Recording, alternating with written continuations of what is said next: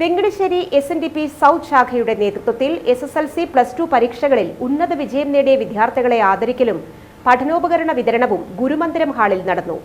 SNDP Peringottukara union secretary advocate KC Satheendran ആദരണീയം ഉദ്ഘാടനം ചെയ്തു. വെങ്ങണിശ്ശേരി ശാഖ പ്രസിഡന്റ് AK ഗിരിജൻ അധ്യക്ഷത വഹിച്ചു.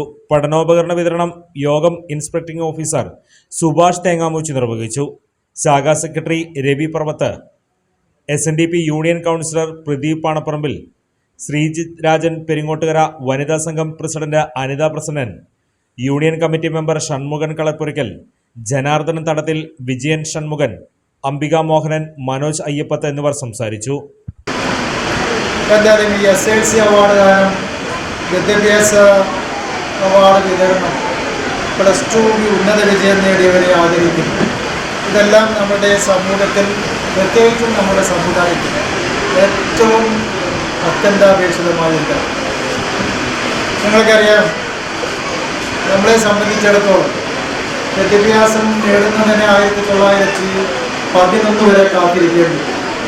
1911 നമ്മൾക്ക് സ്കൂൾ വിദ്യാഭ്യാസം ലഭിച്ചിട്ടുള്ളത്. അവിടെ നിന്നാണ് നമ്മുടെ വിദ്യാഭ്യാസ രംഗത്തുള്ള ഒരു വളർച്ച എന്ന് പറയുന്നത് അവിടെ നിന്ന് തുടങ്ങിയത്. ഇന്നിപ്പോൾ നമ്മുടെ കുട്ടികളെ പിടിച്ചാൽ കിട്ടാത്ത ഉയരങ്ങളിലേക്ക് നമ്മുടെ കുട്ടികൾ മാറുന്നു.